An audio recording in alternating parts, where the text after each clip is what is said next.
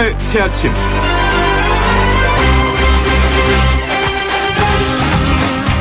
(2019년 12월 23일) 월요일입니다. 연말연시가 되면 종교를 갖지 않아도 마음이 조금씩 들뜨기 마련인데요. 크리스마스 선물에 대해서 기대가 생기기도 하고 지나버린 시간을 돌아보며 아쉬운 마음을 갖기도 하죠. 이제 2019년이 딱 일주일 남았습니다.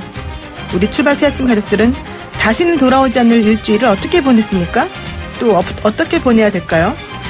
시간이라는 선물은 누구에게나 공평하면서도 엄격하다는 점을 잊지 말고 소중한 나의 일주일을 정말 값지고 의미 있게 보냈으면 좋겠네요. 그 출발선상에 저희가 있습니다. YTN 룡의 출발 새아침 지금부터 시작합니다.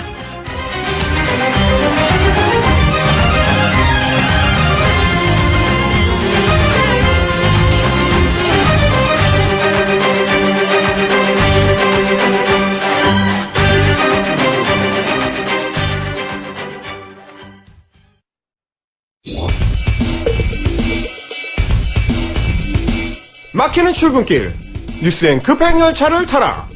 헬마 뉴스. 네, 답답한 출근길에 진짜 뉴스로 시원하게 뚫어드리는 정말 핸섬한 헬마 뉴스 나왔습니다. 오늘도 헬마우스 임경빈 작가와 함께 한번 시작해보겠습니다. 안녕하세요. 안녕하세요, 헬마우스입니다. 잘 지내셨어요? 예, 좀 전에 연말연시 말씀해 주셨는데 제가 헬이어가지고 좋은 소식이 될 수 있을지. 그렇군요. 그런데 요즘 젊은이들은 헬마우스가 또 워낙 젊으신 분을 대변하는 또 아이콘이기도 하니까 요즘 젊으신 분들은 이 정도 시간대는 뭘 생각합니까? 어떤 마음이에요? 아침 7시에요. 아니, 그러니까 아침 7시 좋고 연말 연시 이럴 때도 좋고. 아, 이럴 때 아무래도 이제 크리스마스 생각하고 뭐 여자친구, 남자친구 이런 생각하지 않을까요? 저희 때는 그랬는데. 그렇게 단순하게? 나라를 막 걱정이 되는 거 아니에요, 지금? 저는 나라 걱정하고 있습니다. 알겠습니다. 사실 저는 크리스마스 선물 줄 사람이 없어서 신경 그쪽으로 안 쓰기로. 자, 오늘 준비하신 첫 번째 소식은 뭡니까? 자, 오늘 준비한 첫 번째 소식은 비례 한국당 소식입니다. 얘기 좀 해보세요, 계속. 예, 지난주에 제가 잠깐 전해드렸었는데, 주말 동안에 오히려 이 얘기가 더 뜨겁게 정치권을 달궜습니다. 여야 4+1 연동형 비례제를 어떻게 도입할지 이거를 이제 밀고 당기기를 하고 있었는데 오히려 이 비례한국당 변수를 만나면서 논의 자체가 진전이 지금 안 되고 있습니다. 이걸 우리 사실 정말 헬마우스가 지난번에 딱 촉이 좋아요. 그래서 말했는데 이런 걸 꼼수라고 할 수는 없나요? 어떻게 되나요? 저는 뭐 꼼수라고 보는데요. 네. 일단 이정미 정의당 의원도 꼼수라고 본 것 같습니다. 그래서 이제 선관위에 질의를 했는데 네. 한국당이 비례한국당 선거 운동을 하려면은 비례대표는 자유한국당 쪽에서는 이제 등록을 포기해야 되고, 그렇죠. 포기해야 되겠죠. 예. 그리고 그렇다고 해도 선거 운동 자체는 비례한국당 쪽에 이제 굉장히 제한적으로 해줄 수밖에 없다. 이런 답을 이제 받았다면서 이제 이게 이제 공직선거법에 위반될 수 있기 때문에. 88조에 위반될 수 있기 때문에 뭐라고 되어 있냐면 다른 정당이나 같은 선거구의 다른 후보자를 위해서 선거운동을 지원할 수 없다. 이렇게 되어 있습니다. 그렇구나. 예, 그러니까 이제 위성정당을 만든다고 해도 한국당의 주요 인사가 그 위성정당의 선거운동을 할 수는 없다는 게 이제 이정미 정의당 의원의 주장입니다. 근데 뭐 이제 이거는 그 선거꾼들한테 물어보니까 직접적으로는 당연히 못하겠지만 이런 당을 만들어서 간접적으로 물밑에서 도와주는 건 얼마든지 가능하다. 네, 예. 이 얘기를 하더라고요. 그렇습니다. 그러니까 한국당도 사실 주말 동안에 똑같은 얘기를 한 건데요. 우리가 다 방법이 있다. 네, 맞아요. 기생충의 송강호 씨 얘기처럼 너는 계획이 다 있구나. 야, 다 우리가 방법이 있으니까 걱정하지 마라. 이제 이런 얘기를 한 건데요. 우리를 걱정하지 말아라. 예, 그러니까 이제 선거 운동을 꼭 이제 정식으로 도와주고 뭐 정식으로 그렇죠. 유세 지원을 하고 그런 방식만 있는 게 아니라는 얘기인데 그러면서 이제 18대 총선 당시에 친박연대의 예를 들었습니다. 뭐 기억하시겠지만 당시에 이제 친이계에 의해서 친박계들이 공천에서 무더기를 물려나고 나니까 친박계들이 당을 뛰쳐나가가지고 이제 친박연대라는 걸 만들었습니다. 그렇죠. 근데 정작 그 친박연대에 그 친박의 중심인 박근혜 의원은 없었죠. 이제 팥없는 안고 같은 건데. 그 박근혜 의원은 당시 한나라당 소속으로 남아 있었고요.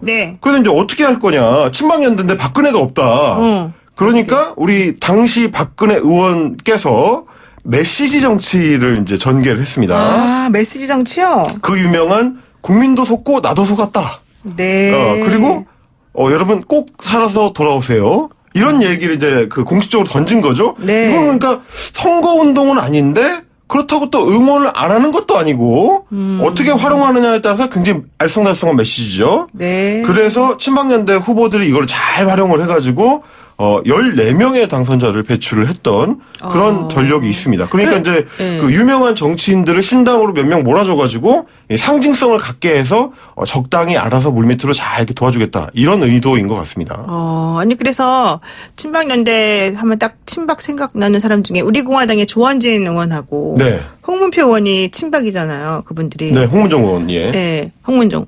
근데 그분들이 지금 감옥에 있는 박근혜 전 대통령의 입이라고 불리는 유영아 변호사. 그렇죠. 이런 분들하고 이제 연결을 하는지 모르겠지만 어쨌든 어떤 종류의 그 감옥에서 나오는 옥중 메시지. 그렇죠. 이런 것들을 상당히 중요하게 보는 이유가 요것하고 좀 비슷한 겁니까? 그런 거랑 좀 비슷한 거죠. 이제 어떤 형태로든지 소위 육성 메시지를 네, 받아가지고 나오면 네, 메시지가 딱 있으니까. 예, 그걸 가지고 조금 포장을 잘 하면 그거에 따라서는 이것은 마치 이제 박근혜 정당인 것처럼 그렇게 이제 포장할 수도 있는 거니까요. 마찬가지로 자유한국당의 색깔만 좀 가져갈 수 있다면 주황색으로 한다든지 뭐 이런 식으로 여러 가지 방법이 있을 수가 있을 것 같습니다. 분홍색이 예쁠 것 같아요. 근데 네, 그리고 자유한국당의 이런 반응 때문에 뭐 야사당이라던가 민주당은 허를 찔렀다 뭐 이런 언론의 보도가 나오긴 했는데 그러면 반대로 뭐 자유한국당이 비례한국당을 만들 수 있으면 민주당도 비례민주당 뭐 다 만들 수 있는 거 아닙니까? 예, 제가 그래서 지난주처럼 똑같이 이제 한번 좀 고민을 해봤습니다. 샘플 당명을 이 각 정당들한테 제시를 좀 해주자. 네. 일단 자유한국당은 그 위성정당을 자유한국당 2호기 정도로 하면 어떨까? 네. 이런 생각을 잠깐 해봤고요. 네. 워낙 좀 강조를 하시니까. 그렇죠. 민주당은 그러면 이제 더불어민주당이니까 이걸 살짝 뒤집으면 민주당과 더불어 뭐 이런 정도로. 야, 머리 좋네요. 예, 정의당도 뒤집으면 됩니다. 당의정. 그래 약간 이제 그 당의정이라는 게 이제 쓴 약을 넘기기 쉽게 캡슐에다가 이제 달콤한 걸 이제 바르는 거잖아요. 그러니까요. 그것처럼 이제 정의를 바르자. 당의정. 바른미래당은 바르당. 바르당 괜찮네, 바르당. 바르당 괜찮지 않습니까? 바르당. 그래서 이제 다른 정당들을 우리가 싹 다 발라버리겠다. 그런 뜻이에요? 이건 이게 속어긴 한데, 피디님이 째려보시는 것 같네요. 예. 하여튼. 속어 쓰시면 안 됩니다. 예, 이런 식으로 이제, 자꾸 하게 되면 선거 제도를 마치 이 희화화하는 것처럼 이렇게 되지 않겠습니까? 이게 뭐 정치가 장난도 아니고 이렇게 하는 게 지금 바른 건지 잘 모르겠습니다. 근데 하여튼 이 당명 이름 좋네요. 바르당. 바르당 괜찮죠?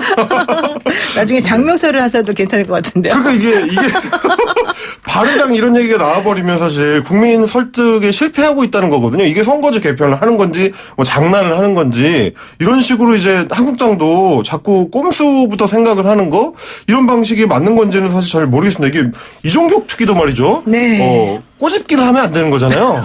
그런 것처럼 이게 뭐 드러눕기랑 꼬집기부터 이제 하고 있으면 이게 국민들 보시기에는 딱히 좋은 모습은 아닌 것 같다 이런 생각을 해봤습니다. 이중격 특기 원래 제일 멋있게 하는 건 뭐야? 다리를 쫙. 그렇죠. 엘보를 하거나 이게 정식으로 붙어야죠. 이게 꼬집기를 하면 안 되죠. 꼬집기는 안 된다. 예. 네, 여러분 부부 싸움에서도 안 됩니다.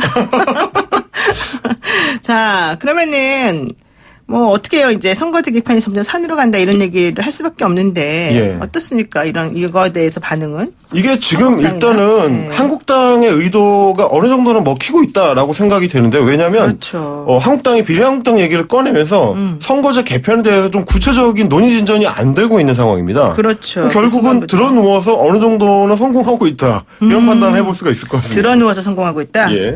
오늘 어쨌든 민주당에서는 원포인트 국회를 열겠다. 지금 예산 부수법안 26개 중에서 22개를 처리를 못했기 때문에 그거 하고 민생법안 쟁점이 안 돼 있는 법안들을 오늘 좀 처리하겠다라고 하는데 일단 그걸 처리하고 나머지 4+1 협의체를 다시 가동시킬 가능성이 있죠. 물론 민주당이 그 석패율 때문에 너무 좀 부담스러워하기는 하는데 박지원 의원이 또 그러더라고요. 꽉 먹고 알 먹고 국물까지 먹으면 체한다. 뭐 작작해라. 뭐 이런 얘기겠죠. 작작해라. 그만 뭘 하지. 이런 얘기였는데 오늘은 꼭 어떤 협의가 나왔으면 좋겠습니다. 좋습니다. 자, 두 번째 주요 메인 이슈는 뭡니까? 북한 관련 소식을 가져왔는데요. 네네. 네, 주말 동안에 두 가지 이제 중요한 보도가 있었습니다. 하나는 미국 CNN 보도인데 북한이 이제 ICBM 발사대 관련 시설들을 신축을 하고 확장을 네. 했다. 이걸 이제 위성 사진도 관측을 했다는 건데요. 네. 그러면 결국에는 ICBM 발사 지금 준비하고 있는 거 아니냐. 이런 쪽에 이제 무게가 실리는 소식이 하나 있습니다. 네, 이거 너무 좀 겁나네요, 근데. 예, 그러면서 동시에 또 하나 전해진 소식이 김정은 위원장의 소식인데, 네. 군사위원회를 주재를 했는데, 여기서 어떤 말이 나왔냐면, 자위적인 국방력을 강화하자, 이런 문제를 논의했다는 겁니다. 자위적 국방력 강화. 그렇죠. 이게 근데 이제 중요하네. 예. 북한이 그동안 얘기했었던 자위적 국방력의 핵심이 뭐냐면, 핵과 대륙간 탄도 미사일입니다. 네, 그렇죠. 그러니까 이제 ICBM 실험을 준비하고 있다는 거랑 연결을 해보면 아 이거 사실 김정은 위원장이나 북한이 다음 스텝을 준비하고 있는 거 아니냐. 그렇죠. 그러니까 이제 대미 강경 노선을 강화를 하면서 사실상 협상 테이블 떠나려고 하는 거 아니냐. 이런 우려가 커지고 있는 상황입니다. 저도 그럴 것 같아. 자꾸 제일 얄미운 게 줄 듯 말 듯, 줄 듯 말 듯이잖아요. 근데 그렇죠. 북한 입장에서는 미국이 줄 듯 말 듯 하는 것 같다. 이렇게 느낄 가능성이 좀 있을 것 같아서. 예. 자기네들이 이번에 한번 딱 질러보고 안 되면 다른 쪽으로 루트를 바꾸겠다 이런 거 아닐까 생각이 드는데. 네, 그런 걱정이 되더라고요. 이제 얼마 전에 그 비건 그 대표가 왔다가 방한했다가 별 소득 없이 돌아갔고요. 중국까지도 들렀는데 네, 중국 별 소득 없이 돌아갔죠. 그러니까 이제 이렇게 되면은 소득은 있었겠죠. 닭 한 마리 칼국수 맛있게 먹고. 제가 소개해드렸던 닭 한 마리 칼국수. 그 소득 가지고는 아무래도 트럼프 대통령의 이제 그 욕심에는 좀 안 찰 것 같아서. 그렇죠. 이렇게 되면 미국도 모종의 그 마음의 준비를 하는 거 아니냐. 이렇게 되면은 내년에 벌써 한반도 상황이 걱정이 된다. 이런 우려들이 나오고 있습니다. 그렇습니다. 자, 어쨌든 닭 한 마리 칼국수 그냥 그거 먹고 샥 먹고 가버린 비건도 슬프고. 근데 제가 봤을 때 이 김정은 위원장이 ICBM 관련해 가지고는 예. 전문가들이 말하기로는 크리스마스 전후를 기점으로 해서 어쨌든 쏘긴 쏠 거다. 근데 당장은 좀 쏘기 너무 부담스러워서 계속 기다리다가 정 안 되면 내년 초로 넘어갈 가능성이 조금 있다. 예. 그래서 올해 안에 쓰지 않으면은 그거는 조금 그나마 북한이 더 좀 기다리고 싶어 했던 거다. 뭐 이런 얘기를 하더라고요. 크리스마스 선물은 아니고 이제 새해 선물이 될 수도 있겠군요. 그렇죠. 근데 예. 어쨌든 선물은 받는 게 참 좋은데 문제는 선물이 가장 중요한 게 뭐겠습니까? 주는 사람 마음보다 받는 사람 마음이 그렇죠. 더 마음에 들어야 된다는 거 아니겠습니까? 예. 그러니까 선물 우리한테 줄 때 좀 우리 마음을 헤아려 주시면 참 좋겠다. 이런 생각이 드네요. 예. 자, 세 번째는 어떤 소식입니까? 주말에 또 하나 뜨거웠던 소식이 이제 대형마트의 박스 자율 포장대 얘기인데요. 아, 네. 예, 이게 원래 오는 1월 1일부터 이제 마트들이 그 자율 포장대를 없애기로 했었는데, 네. 한 발 물러섰습니다. 일단 박스는 계속 제공을 하고 대신에 박스를 싸기 위한 그 테이프나 노끈 네. 이런 거는 없애겠다 이렇게 했습니다. 근데 그럼 어쩌라는 거야, 그럼 도대체? 박스에 다 들어가면 다 터지지 않습니까? 그러니까 이제 밑에를 이렇게 크로스로 잘 접어가지고 쓰시라 이제 이런 얘기가 되는 건데 이게 왜냐하면 그 박스 재활용을 원래 이제 목적으로 만들었던 네, 거가 네. 그 노끈이 너무 이제 쓰레기가 많이 나온다. 혹은 뭐 박스 테이프를 붙여버리니까 이게 재활용이 안 된다. 그렇죠, 이런 그 그렇죠. 얘기 때문이었습니다. 이거를 결국에는 운영 중단을 하겠다라고 했다가 여론에 밀려가지고 네. 일단은 박스까지는 제공한다. 이렇게 된 겁니다. 그러면은 이게 결국은 장바구니로는 부족하고 박스가 필요한데 예. 테이프 안 주고 노끈 안 주면 어떻게 하라는 거예요, 도대체가. 그러니까 이제 이게 문제인 게 사실은 그 노끈하고 테이프를 줄이기 위한 목적이었었기 때문에 목적에는 맞는 얘기인데 뭐 박스 가지고 이제 마트에서 많이 이용해 보셨겠지만 뭐 물건 큰 것들 같은 거를 집어넣어가지고 가져와야 되는데 그럼요. 밑에를 테이프로 고정을 안 하면 이게 터져버렸을 경우에 네, 이게 맞아요. 진짜 문제인 거거든요. 뭐 계란 같은 거 넣어놨다가 이게 밑에가 터지면 그럼요. 난리가 날 거 아닙니까? 저는 아줌마로서 50년 넘게 그 주부로서 예. 생활 경제를 책임지면서 예. 마트를 가면요. 물론 많이 안 가고 한 몇 달에 한 번 정도 가는데 100만 원 정도 혹은 50만 원에서 100만 원 정도 사이 살 때가 있어요. 그렇게 많이 사시는 그렇게 거예요? 많이 사게 되면 내가 가지고 간 바구니로는 정말 택도 없어요. 이게 혹시 마트를 해서 이렇게 싸게 사셔가지고 재판매하시고 그런 거신 거 아니죠? 근데 저만 그런 게 아니라 아주머니도 다 그러시던데 네. 참. 하여튼간 마트 여러분 좀 어떻게 좀 해주세요. 예, 저도 저 마트 쇼핑을 책임지고 있는 주부로서 부탁드리겠습니다. 네, 고맙습니다. 오늘 말씀 여기까지 드릴게요. 네, 고맙습니다. 예, 감사합니다. 네, 지금까지 헬마우스 임경빈 작가였습니다.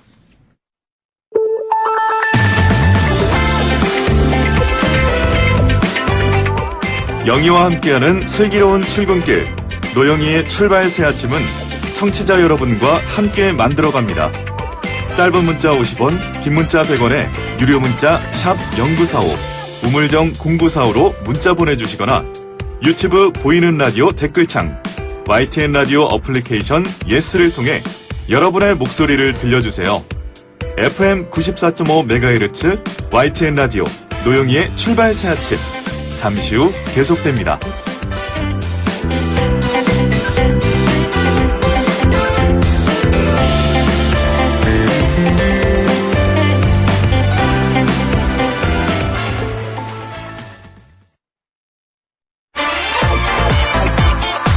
정치 강대강 제대로 붙어보시죠. 여의도 촌철살인. 네. 월요일의 정치 토크 여의도 촌철살인 여야의 불꽃 튀는 토론 시작해봅니다. 더불어민주당의 우원식 의원 나오셨고요. 안녕하세요. 네, 안녕하세요. 네, 자유한국당의 주호영 의원 함께합니다. 안녕하세요. 예, 안녕하셨습니까? 네, 너무 뵙고 싶었어요. 2주가 되니까 뭔가 한참 만에 보는 것 같아요. 예, 예. 그래서 막 중요한 걸 여쭤봐야 되는데 못 빼가지고 어떡하지 막 그러고 있었어요. 자, 제가 이제 정말 중요한 거 얘기 여쭤보겠습니다. 국회가 뭐 제일 중요하긴 한데 요즘에 자유한국당이 비례한국당을 만들겠다 이러면서 이제 약간 좀 민주당이나 야당에서 한 방 먹었다 뭐 이런 느낌을 조금 사실 가질 수가 있는데요. 이거 선거제 개정안 논의가 이제 이런 식으로 가면 앞으로 어떻게 된다는 건지 잘 모르겠어서. 우선 이제 이 소위 4+1. 네. 저는 그걸 이제 군소민주당이라고 이야기를 하는데. 군소민주당이요. 네. 낸 이 공직선거법이 이 앞뒤가 맞지 않고 허점투성이다. 그러다 보니까 민심을 제대로 반영을 하지 못한다. 이 법의 이 위헌 요소나 치명적인 약점은 지역구 의원을 많이 당선시킨 당은 비례대표를 전혀 낼 수 없다는 거예요. 그렇죠. 그런데 민심은 이 당은 지역구도 찍어주고 싶고 비례대표도 많이 만들고 싶다면 그 선택이 막혀 있는 겁니다. 그래서 민심을 제대로 받들 제도는 국민들이 이 당에 비례를 더 주겠다 하면 그것이 반영되도록 하는 제도다. 그렇죠. 그렇기 때문에 달리 말하면 이 선거법이 그만큼 문제가 많다는 거죠. 그리고 그것이 이 위헌 요소로도 지적이 돼 있고 그래서 비례한국당을 만드는 것이 뭐 확정된 것은 아니고 이렇게 문제가 많으니 이 법이 통과된다면 이럴 수밖에 없다는 이야기를 한 거죠. 우리가 그렇게 할 수도 있는데 니네 정신 차려라 이거입니다. 그렇습니다. 예. 근데 지역구가 많아지면 비례가 나오지 않는다. 이게 문제라고 지금 말하시는데. 그건 그렇지 않고요. 네. 그러니까 어느 지역의 국민들이 그 정당을 20%를 지지해요. 네. 그런데 의석은 40%를 지역구와 비례까지 해서 40%를 가지면 그건 민심에 안 맞는 거죠. 어느 정당이 10% 지지를 받았는데 지역구에서 그 10%면 당선될 수가 없잖아요. 네. 그러니까 10%를 받았는데 지역구에서는 뭐 2%밖에 안 됐다. 네. 그것도 민심이 어긋나는 거죠. 원래 지금 선거구도 그러니까 소선거구제 플러스 병립형 지역구, 네. 병립형 비례. 네. 이런 거는 그러니까 비례 따로 전혀 관계없이 비례 투표 따로 이렇게 하는 거. 그거는 88년에 네. 선거법이 통과된 거거든요.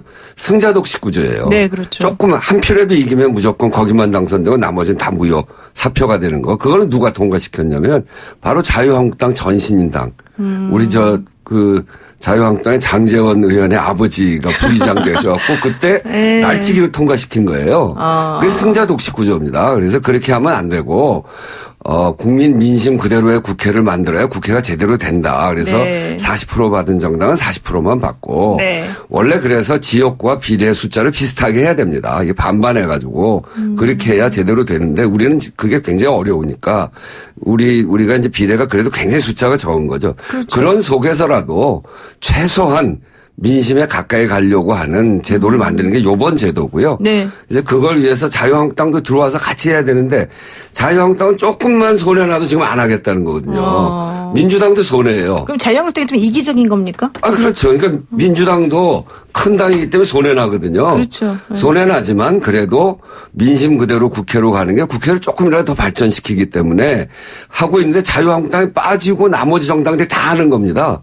그거를 그걸 무슨 유사민주당, 군소민주당 이렇게 얘기하는 게 말이 안 되죠. 그러니까 네네. 자유한국당만 빠진 모든 국민들이 모여서 그분들을 대표하는 정당들이 모여서 논의하는 거죠. 네. 자유한국당만 들어오면 됩니다. 조금 손해본다고 생각하고 민심 그대로 국회를 만들자 그거예요. 그렇군요. 이번 선거법이 대단히 복잡하니까 예. 글로 보지 않고 이렇게 말을 들으면 그럴듯하게 들릴 거예요. 그럴듯한 들리는데 거예요. 아니 이게. 그래서 설명을 잘하시는 거 아니에요? 이 공직선거법을 네. 발의한 심상정 의원조차도 국민들은 몰라도 된다. 국민들이 몰라도 된다는 말은 설명해도 국민들이 잘 못 알아듣는다는 말이에요. 네, 좀 어렵긴 예, 하더라고요. 그렇기도 하고 어떤 선거 제도도 장점만 가진 제도가 없습니다. 그렇죠. 지역구 소선거구제는 말씀하신 대로 성자독식 그런 것이 있고 그다음에 또 딴 제도는 딴 제도의 장단점이 있는데 이 제도마다 성자독식 다 제도를 민주주의가 없었다는 미국에서도 이 제도만 택해요. 미국은 비례대표 자체가 없지 않습니까? 뿐만 아니라 지역구는 지역구대로 비례는 비례대표대로 말씀하신 대로 한 반반 정도 해서 하면 다 거기 보완이 되는데 네네. 문제는 우리도 그냥 비례를 하고 비례를 지금식으로 국민들이 비례 찍는 표대로 가면 되는데 이걸 다시 지역구 의석 가지고 빼니까 이게 왜곡이 오는 거예요. 그런 상황이고 그다음에 자유한국당이 이기적이라 그랬는데 군소민주당이야말로 이기적이에요. 민주당은 의석이 조금 내려갈 수 있어요. 네. 있지만은 진보 진영 정의당이나 이런 데는 의석이 네. 늘어나기 때문에 네. 각각 다 어떤 명분을 내세우더라도 자기 당의 이익을 위해서 하는 거예요. 우리도 물론 마찬가지예요. 이렇게 하면 우리가 위헌 요소도 있지만은 우리가 불리해지기 불리하죠. 때문에 네. 막는 건데 네. 자기들은 그 욕심을 감추고 마치 이것이 무슨 선인 것처럼 이야기하고 우리는 욕심인 것처럼 이야기하는데 각각 다 자기들 당 의석을 늘리려고 저렇게 하는 네. 거예요. 그건 왜 그러냐면 네. 의석을 늘리려고 하는 거죠. 이익을 위해서 하는 겁니다. 근데 그 이익이 국민들의 이익이면 되는 거예요. 네. 정의로워야죠. 누구의 이익이냐? 네. 네. 그게 국민들의 이익이면 되고 그것이 정의롭고 그리고 이 진실에 맞으면 되는 겁니다. 네. 그러니까 국민들로부터 10% 지지를 받으면 10% 의석을 가져야 돼요. 네. 그러니까 네. 정의당 저는 정의당도 아니고 정의당 편들어줄 생각이 전혀 없는데 네. 정의당이 10% 지지를 받아요. 그럼 10%면은 300석에서 10%면 30석 아니에요? 그렇죠. 많죠. 그런데 그분들은 지역구에 나가서 다 떨어지기 때문에 지금 6석밖에 못 가져요. 그럼 이렇게 하면 어떡해요? 저의 제안인데 네. 지역구원 하지 말고 전부 다 그냥 정당 투표로만 해갖고 가져가면 안 돼요? 그게 굉장히 많아요. 그게 OECD 전체 국가 중에서 그게 OECD가 36개국인가요? 네, 네. 거기 중에서 24개 국가가 그렇게 해요. 그러니까 그거 네, 지금 그게 날 것 같은데 그렇게 하면 좋은데 사표도 방지됐고 그렇게 하면 좋은데 이제 우리는 이미 소선거구제도에 너무 익숙해져 있고 지역에서 지역 대표성을 갖고 있는 의원을 뽑는 게 너무 익숙해져 있기 때문에 그런데 그런 점에서 보면 정의당이 10%를 받는데 6석밖에 못 가져간 거를 조금 더 회복시키자. 네. 이게 그냥 이익만을 위한 게 아니고 제가 얘기하는 민심 그대로의 국회가 돼야 된다는 거예요. 그러니까. 그래야 10%의 의견이 10%만큼 반영이 되죠. 네. 그것도 민심에 맞는 거라고 말하면서도 그것도 자의가 들어가 있는 거예요. 자기들 이익에 맞으면 민심에 맞다고 아니 하는데 우리는 민주당은 손해라니까요. 우선 제가 이야기를 하면 네. 이런 제도를 도입했던 알바니아 같은 데서 이런 정당이 소위 형제 정당이나 자매 정당이 이미 생겼어요. 알바니아가 힘들었다고 예, 그러더라고요. 생겼고 네. 한 번 하고 없애버렸기 때문에 네, 네. 문제점을 알고 그래서 이런 문제점을 우리가 계속 이야기하는데도 섣불리 저렇게 만들었다가 지금 앞으로 가지도 못하고 뒤로 나가지도 못하는 상황이고 그다음에 이 자꾸 이제 비례 한국당 만들면 한국당이 망할 거라고 악담을 하는데 악담이 망할 것이 실제. 확실하면 만들도록 놔두면 선거 대성할 텐데 왜 이래 자꾸 안달내서 열내서 비판하는지 모르겠고요. 그다음에 비례 한국당에 대해서 민주당이 내놓은 논평이 있어요. 그걸 제가 그대로 돌려드릴 테니까 한번 보세요. 그대로 받으십시오. 국민을 무시한 어리석은 발상이다. 본인들의 이익 유지 외에 국민들은 안중에도 없는 꼼수들의 민낯을 들켜버린 것이다. 그대로예요. 그러려고 하다가 지금 이런 문제가 생기니까 이걸 자꾸 악담하고 이러는데 이런 것이 생기니까 이런 걸 하지 말라는 거예요. 우리 이야기. 알겠습니다. 혹시 그러면은 비례민주당 만들면 안 됩니까? 그건 상관없는 겁니까? 그럴 생각 없어요. 저거는 꼼수기 때문에. 그건 안 된다. 우리 국민의 수준이 얼마나 높은데 페이퍼 정당을 만든다는 거예요. 저는 그런 페이퍼 꼼수 정당이다. 가지고 그건 찌질하게 하면 국민들이 저 찌질한 정당을 누가 선택하겠습니까? 그리고 그게 선거운동 할 수도 없어요. 다른 당의 선거운동을 도와주면 선거법에 딱 걸리게 돼 있어요. 그렇죠. 그러니까 이 자유한국당이 비례 한국당을 만들어 가지고 도와주지도 못하고 그런 선거법에 걸리기 때문에 그런데다가 그게 하려면 기호가 몇 번이 될지도 모르잖아요. 저 뒤로 갈 수도 있어요. 그러니까 기호 2번을 만들려면 저 자유한국당 절반 이상을 보내야 되는데 우리도 옛날에 그거 한번 해봤어요. 해봤더니 간 세 분이 네. 간 세 분이 그러니까 이제 교섭단체 만들어주느라고 그랬죠. 그렇죠. 꺼주고 막 우연 꺼주는 거죠. 그 세 분이 2등 국회의원 같이 그렇게 돼버려서 자기의 정치적 이 국민들이 뽑아줄 때 어느 당을 찍어줬는데 정치적 꼼수 때문에 다른 정당을 옮기는 거에 대해서 국민들이 아주 싫어하거든요. 그렇죠. 싫어하죠. 55명 정도를 옮겨줘야 되는데 누가 옮겨가겠습니까? 그런 거를 비롯해서 네. 그 선거법상으로도 어려울 뿐 아니라 그거 아니더라도 저런 찌질한 선택 페이퍼 정당을 만드는 정당에 대해서 국민들이 정말 저건 개탄할 일이기 때문에 우리 높은 정치 의식을 갖고 있는 우리 국민들이 네. 폭망하게 할 겁니다. 그러니까 그 민주당은 네. 이 제도가 지고지선한 것처럼 떠들었기 때문에 소위 비례 민주당을 만들 수가 없어요. 우리 자기들 안 만들어요. 논리대로 만들 수가 없고 그다음에 두 번째로 그렇게 하면 무슨 페이퍼 정당이라고 폄하를 하는데 그렇게 두세요. 그러면 국민들이 망할도록 하는 거 두면 되고 그다음에 어떻게 저렇게 말을 바꿀 수가 있습니까? 말 바꾸기? 지난 선거 이게 지금 라디오여서 제가 네, 지금 네. 영상을 못 가지고 나왔는데 네. 민주당하고 정의당 의원들이 모여서 지역은 민주당 찍고 비례는 정의당 찍으라고 온갖 그 행사를 하고 그랬었어요. 그러던 사람들이 지금 이 자기들에게 불리하니까 그건 딴 정당을 지지할 수 없다고 이렇게 이야기를 하는데 이거 사진 지금 저 인터넷이나 SNS에 많이 돌아다닙니다. 그러던 사람들이 네네. 저러고 있어요. 그러니까 민주당이 자유한국당의 비례한국당 논란에 대해서 적극적으로 나서서 하거나 따라하고 싶어도 따라하지 못하는 게 자승자박이다. 이전에 또 국민들이 그렇습니다. 해놓은 게 있기 때문이다. 이런 말씀이시죠? 아니, 주호영 의원이 가만히 보면 너무 이렇게 침소 본 게 과장 이게 너무 심하셔. 오 대표님 내가 그런 능력이 있으면 참 좋겠어. 작은 것을 키울 수 있는 능력이 있으면 참 좋겠어. 작은 걸 굉장히 잘 키우더라고. 조국 전 장관 사태에서도 봤지만은 지나간 말 중에 내 말 중에 헛된 게 없어요. 다 기록으로 남고 검증되기 때문에 네네. 저는 우리 저 진행자도 마찬가지지만은 법조인들이 가진 그런 것이 있지 않습니까? 그런데 자꾸 궁하면 내보고 과장한다 그래. 그런 능력이 있으면 좋겠어요. 아니 한번 보세요. 법조인들 좀 쪼잔한 정정심 면이 교수의 있습니다. 지금 저 1심 진행되는 거 보세요. 그때 첫 번째 기소가 그게 정당했습니까? 아니, 그렇지 않잖아요. 아니 첫 번째 기소 아주 정당했어요. 공소시효 하루 남기고 그걸 기소 안 하면 직무유기예요. 아니 그래 그때는 공소시효가 지났는지 안 완전히 지났는지 잘못됐잖아요. 수사 전이어서 알 수 없는 상황이었잖아요. 아니 그래서 재판부하고 예. 검찰하고 지금 그 우리나라 역사상 처음으로 재판장에서 싸우고 있잖아요. 아니 그것이 소위 공소장 변경의 범위에 들어가는 단일 한 사건이냐 가지고 이제 논쟁이 있는데 밖에서 그걸 허락하지 않은 데 대해서 단일성을 잘못 판단한 거다. 드러난 그 위조증 그것이 기소 사실인데 날짜 안 바꿔주고 위조 방법 안 바꿔준다 하는 것 자체 가지고 지금 재판부가 근데 스스로 잠깐 비판을 받고 있는 상황이고. 아무래도 제가 한번 여쭤보려고 그러니까 했어요. 검찰이 본인을 한번 소환도 제대로 하지 않고 또 조사도 제대로 안 하고 그러고 기소했다는 게 그때 무리하다. 이렇게 제기를 했었잖아요. 아니 보세요. 그런데 잠깐만 보세요. 잠깐만요. 그런데 주호영 청문회 앞두고 의원께서는 불렀다 그래봐요. 아니 불러면 주호영 뭐라고 의원께서는 이야기했겠어요. 그때 그게 정당하고 사실상 맞는 이야기고 그건 의혹이 아니고 이제 검찰이 기소한 걸 보니까 사실이다 이렇게까지 얘기했던 분 아니에요. 사실이잖아요. 추가 기소까지 하잖아요. 공소장 안 바꿔주니까. 저기 근데 그 추가 기소는 뭐 제가 여기서 논하긴 그렇고 네. 시민단체가 그 재판부에 대해서 계속 고발을 하고 있지 않습니까? 그건 어떻게 보세요? 판사 출신의 의원. 저는 재판부가 고발당한다는 자체가 참 이게 이 우리는 참 이해가 안 사법부로 가는. 볼 때는 참 그런 일인데요. 네. 문제는 재판장의 재판 진행이 너무 예단이 드러나고 있다.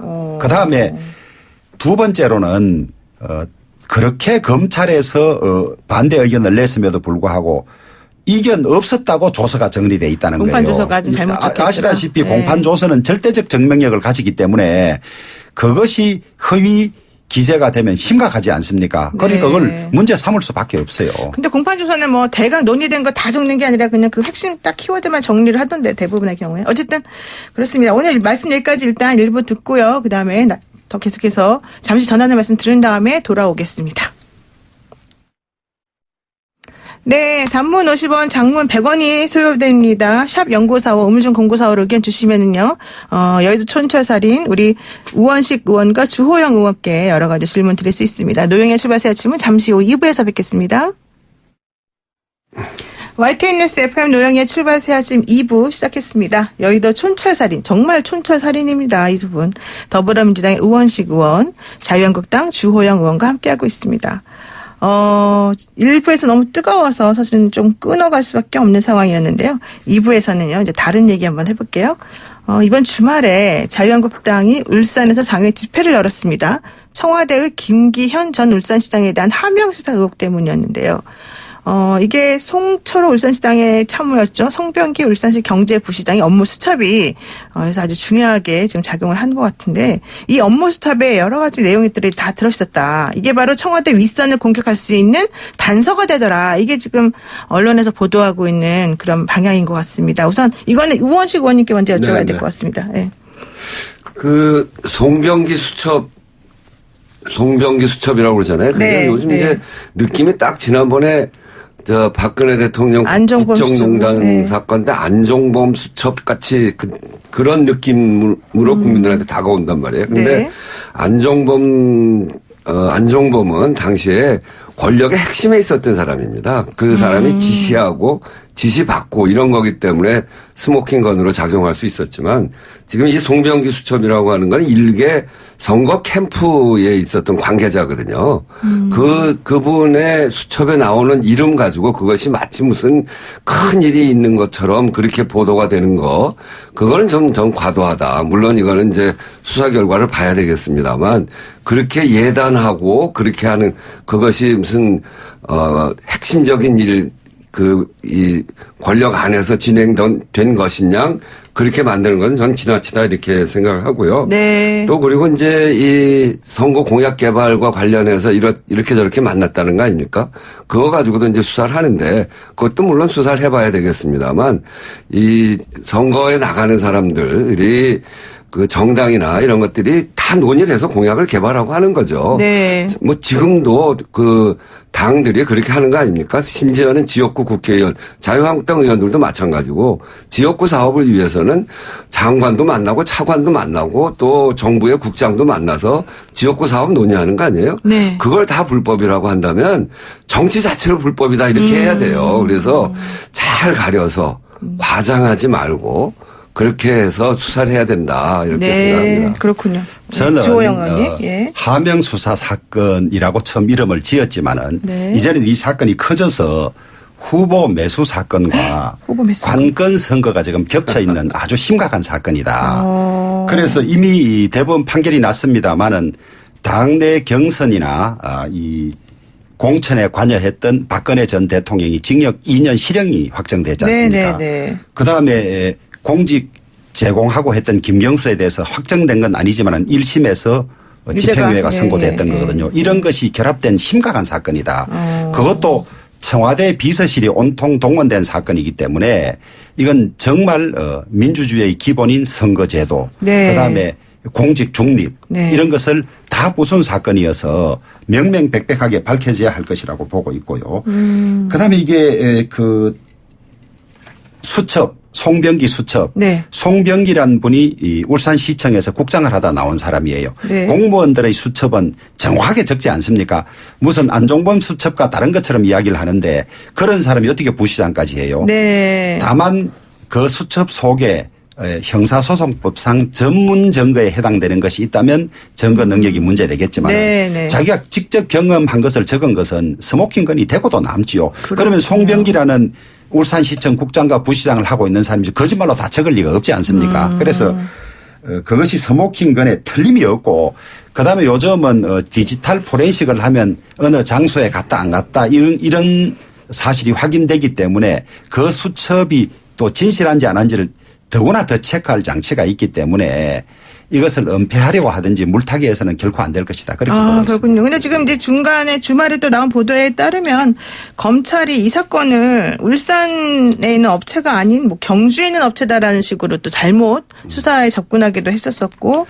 제가 한 말 그래서 드리면요. 수사가 부실하게 진행이 됐었고 문제가 많았더라 오히려 이런 얘기도 나오던데요. 제가 한 말씀드리면 거기에 이제 핵심 관계자가 임동호 전 최고위원이거든요. 그렇죠. 네. 저와도 아주 잘 아는 후배인데 그분이 이제 검찰 조사 끝나고 나와서 그렇게 얘기를 해요. 본인하고 대통령 관계를 그분이 송병기 씨가 이렇게 적어놨는데 그걸 보니까 선거 전술상 쓴 것 같더라. 일부러. 대통령하고 관계를 뭐 아주 이렇게 뭔가 이렇게 있는 것처럼. 뭐가 나쁜 관계처럼 썼는데 자기는 별로 그런 기억이 없는데 그런 걸 쓴 거 보니까 선거 전술상 쓴 거 아닌가 싶다. 이렇게 얘기를 해요. 네. 그러니까 선거 관계자라고 하는 거는 자기들 유리한 것들을 자꾸 쓰기 위해서 노력하는 거기 때문에 그래서 그거는 진실을 잘 따져봐야지 저렇게 예단하면 안 된다는 거 하나. 네. 또 하나는 이 울산과 관련해서 자꾸 이렇게 번져가고 있는데 이 사건 본질로 가면 하명수사라는 거 아닙니까? 하명수사에는 뭐가 들어가 있냐면 그 본질로 가면 네. 고래고기 환부 사건이 있고요. 그리고 김기현 전 시장 측근 비리 사건이 있어요. 네. 특히 고래고기 환부 사건은 뭐냐면 전관 변호사의 조력을 받는 피의자한테 경찰이 압수한 불법 고래고기를 검찰에 돌려주는 사건이란 말이에요.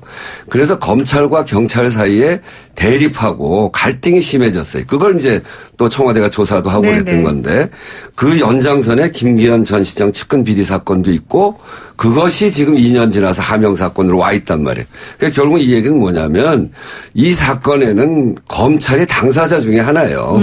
검찰과 경찰의 이 갈등 속에 있었기 때문에 그래서 이제 우리 당에서는 수사를 좀 더 봐야 되겠습니다만 당사자가 수사하는 거는 본인들한테도 좋지 않다. 결국 나중에 가면 불공정하는 거 아니냐 이런 네. 것 때문에 검찰도 경찰도 아닌 특검으로 해서 제3자가 조사하는 게 좋겠다라고 하는 의견을 저희 당이 갖고 있죠. 네네. 물론 수사를 좀 더 볼 것입니다만 그런 점에서 보면 지금 이 울산에 관련된 여러 가지 수사들에 대해서 검찰이 너무 예단한다거나 아니면 자유한국당이 너무 예단하라고 방향을 얘기하는 것 같아요. 그렇게 하면 안 되고 네. 이거를 정말 객관적으로 국민들한테 객관적으로 알려줘야 되지 않겠어요? 네. 그런 점에서 보면 객관적으로 드러나는 진실 그대로 수사를 해야 된다 이렇게 말씀드립니다. 지금 막 특검 얘기까지 하시네요. 무슨 과장한다고 그러는데 저희들이야말로 팩트에 기반한 것들이 네. 철저히 조사돼야 한다는 입장이고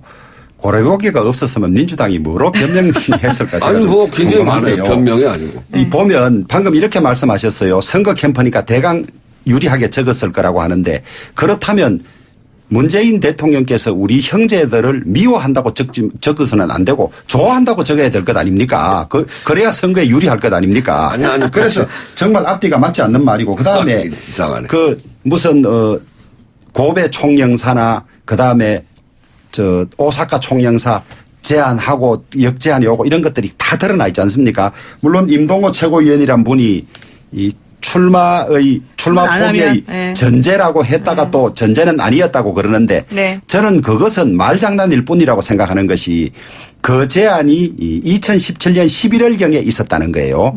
그런데 지방선거가 2018년 6월 13일이기 때문에 네. 공직자는 3월 12일까지 사퇴를 해야 돼요. 그렇죠. 원래 90일 전에. 11월에 발령받고 나가면 출마하려면 2달 채 안 돼서 그만두고 와야 되는데 이건 불출마를 전제하든 안 하든 제공하고 가겠다 하면 불출마가 당연히 전제되어 있는 것이기 때문에 아주 나쁜 거지요. 그래서 무슨 불출마가 조건이었다 안 조건이었다는 따질 필요조차도 없어요. 그러면 어쨌든 지금 현재 이 검찰에서 조사하는 방식이나 이건 맞다고 보십니까? 여당은 지금 특검하자 그러시는데. 아니 저는 철저히 조사해야 된다고 보고요. 네. 그 특검이 여당이 특검하자는 경우는 저는 참 보다 처음 보는 것이고 그것이 검찰 수사가 지금 진행되고 있으니까 엄청나게 심각한 것 아니에요. 네. 이 지금 공직선거법상 후보자에 대한 내수죄는 네. 그 관계되는 사람들은 7년 이하의 징역에 처하도록 돼 있고 그것을 지시하거나 권유하거나 요구하거나 알선한 자 지금 임종석 전 비서실장도 여기에 관여한 흔적들이 나오거든요. 그러면 대통령께서 30년 친구고 네. 송철호가 시장 되는 것이 내 소원이라고 했고 딴 데 이사가 있는 사람을 오게 했고 그다음에 대통령이 다시 출마하라고 이야기하기가 네. 민망해서 비서실장을 통해서 한다고 했다면 네.